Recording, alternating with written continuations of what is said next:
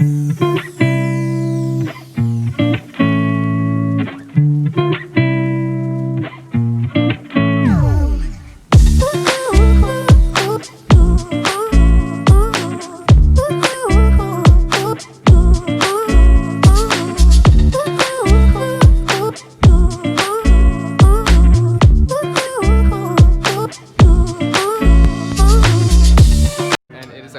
ear. So, pig ear. Oreja de cerdo. Oreja de cerdo, yummy. When I was 19 years old, I was standing on this very ledge. And now at 24 years of age, I'm standing on the very same ledge here in San Sebastian.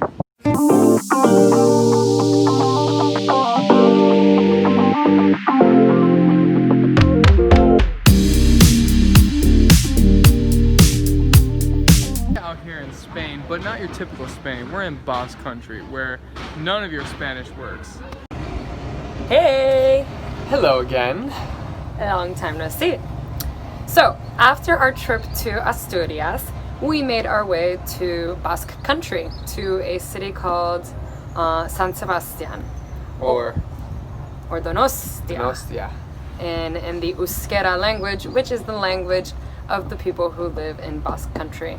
Don't be fooled, this is still in Spain. Yeah, the buildings are real. Those street signs with weird names. That's weird, real. As we were saying, so we were in a little pueblo outside of San Sebastian called Pasaia. Pasaia. A really, really quaint, beautiful place in an already beautiful city. So we basically wandered. We didn't know much about it. We were lucky because our Airbnb was really close. Yeah, this is a place outside of San Sebastian, to clarify. So he just kind of so do I. Yeah, I'm just kidding. But anyways, so yeah, so we were very fortunate to end up in a place like Pasaia. Sorry, we will get this right before the end of the video. Go up. We can't go up. Dude, you realize how We've been walking for a minute. much the noise? We're wandering around and... What, did you want to say something? You got it. You're a better speaker. We're wandering around and Pasaia is kind of like this little... What do you call this? Like a bay? And so part of it is on this side, part of it's on the other side. And so... A channel. Yeah, it's like a channel. Yeah. So we get on this water taxi, which is really cool. I haven't been on many water taxis. I don't think you have either. And we cross to see the other side of Pasaia.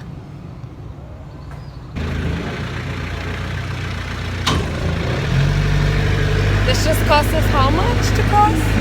€1.60. For the two of us. It wasn't very far. Good price. As beautiful as Pasaia was, it was a long day, we were tired, and all you need is just one beautiful evening in this place. And so we went to go rest and prepare for our next day. Got some beauty sleep.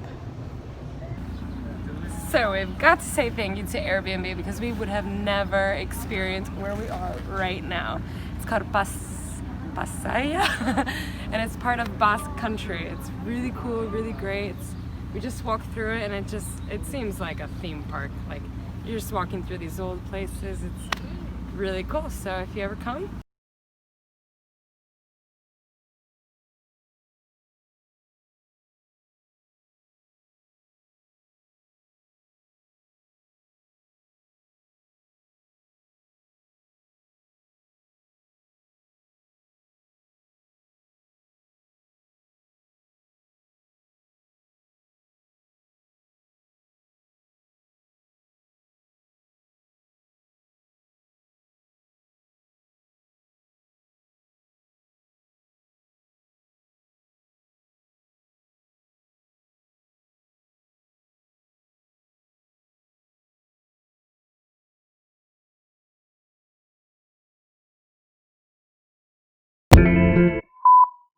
probably one of my favorite things I've ever done in my life though is what we did here.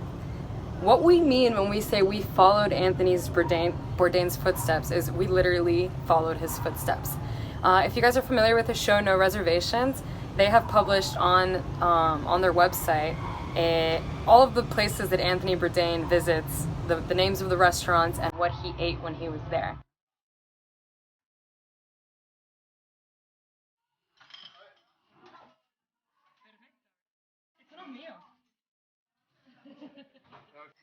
So here we have a mushroom. Underneath is Kobe beef, and on this side, Wild mushroom. goat cheese, a walnut, some sort of fruit paste, and of course bread. So what makes San Sebastian such a unique culture that would make a person like Anthony Bourdain so well-traveled, famous chef, Michelin stars, you know, what makes it such a special place? Well, I think the culture just on its own is one of the most unique and beautiful things, and that is the pinchos culture. If you've heard of the Spanish tapas culture, it's kind of similar, where you have something small to eat with your drink, but this is much cooler. More elaborated. Yes. These pinchos have a lot of time and effort into each one, and almost like its own special touch from each restaurant and each pincho. Yeah. And rather than buying a drink and getting something given to you, this is the opposite. So you have this visible menu, because most places have the pinchos set up right on their bar, like beautifully. And you just choose your pincho, you pay for that, and you get to enjoy like a beer or wine or champagne or something with it. It's really cool. What do we have here? Here we have some $5 duck, which means it must be good. But no, really it is duck with corn, cream of corn, as well as white chocolate. How it will taste, no idea.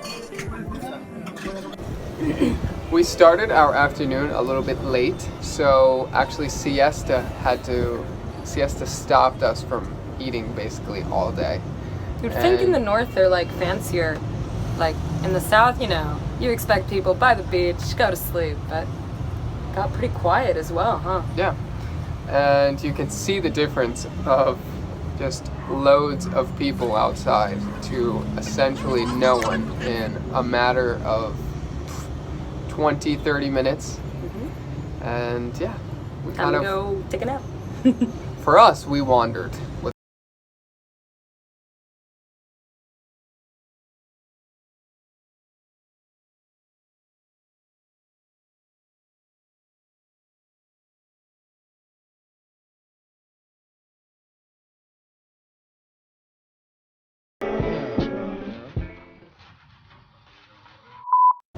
As everyone is siestaing it up, we decided we needed to walk off our little bit of belly fat and get ready for round 2. So as the people of the restaurants were preparing their food and whatnot, we decided to do a little bit of sightseeing. And we ended up at, where did we end up? La Concha. La Concha. La Concha is a beach that it's actually a false friend, because Concha sounds like conch, but it's really just like the typical seashell.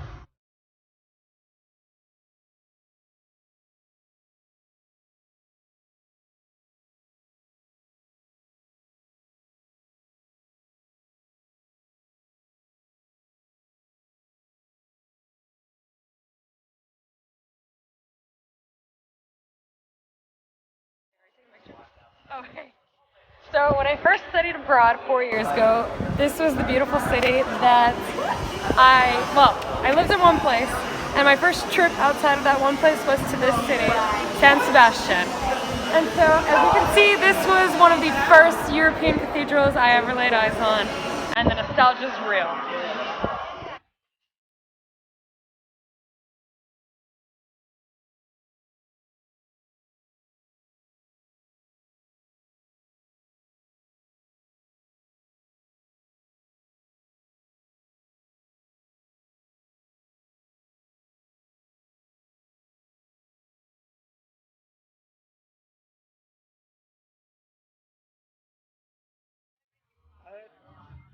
So what's this?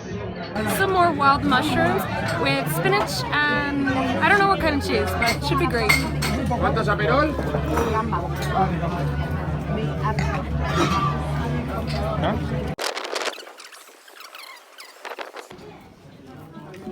This is the pork rib, and the coolest part about this is that once upon a time, Anthony Bourdain came here and ate the same thing. So that's so cool. This one's for you. This one's for you, Bourdain.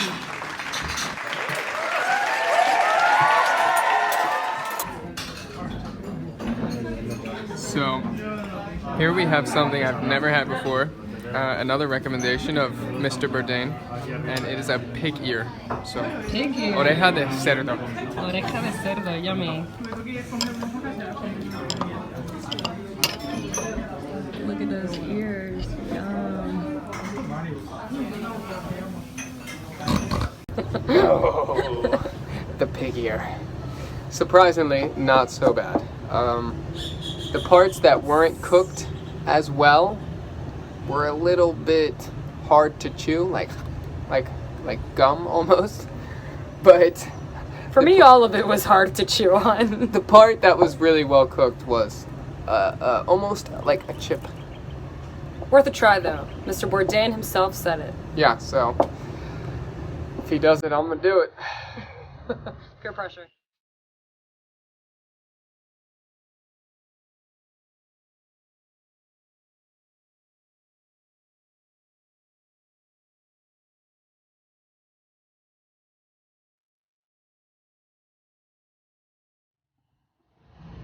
So our next and favorite spot is one of our last. It's always speaking for me.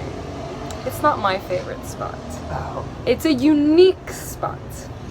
You can explain why. So this place, typically you have all the pinchos on the counter so you can see them. But this last place, one of the last, was actually made to order. So you asked for it and they made it fresh from the kitchen. They were all fresh, but specifically here, everything had an extra step of quality. That's how you know it's fancy. Hello, we are now in Cuchara de San Telmo, another Anthony Bourdain spot, and we're going to try carrillera.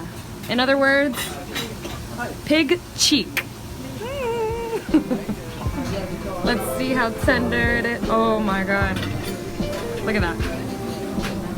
Slides right off. Do it. With a little bit of hummus. Mmm. Medium. Okay. Reservoir, octopus,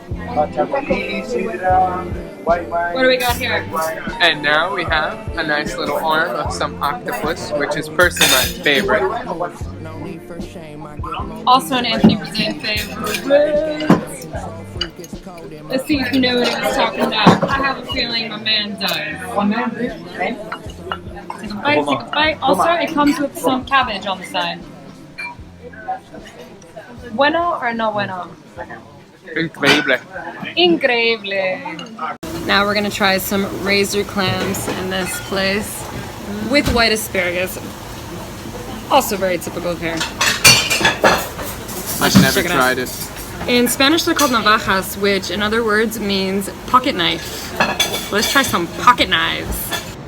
It was pretty late at this point, and we had a bus to go to Bordeaux to see our friend Camille. Mm-hmm. So at this moment, we really were catching some feelings.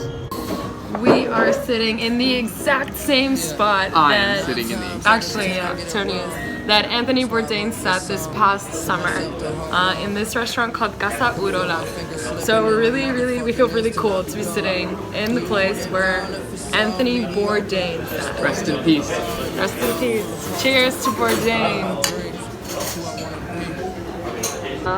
Aside from, I think, it being one of the most perfect ways to end our time in Spain, it was our last day there, so we had to bid adios. It was also, I hope, the best way that we could have paid tribute to definitely our biggest inspiration in the world of traveling, and that is to Mr. Anthony Bourdain. Thank you for being such a grand inspiration to us, and helping us discover the world one step at a time. Hello! So, how do you feel about your last day? Oh, we're bidding farewell Yeah? to the beautiful land of España. I think we did it as Spanish as possible. What do you think? I think we couldn't have done it better.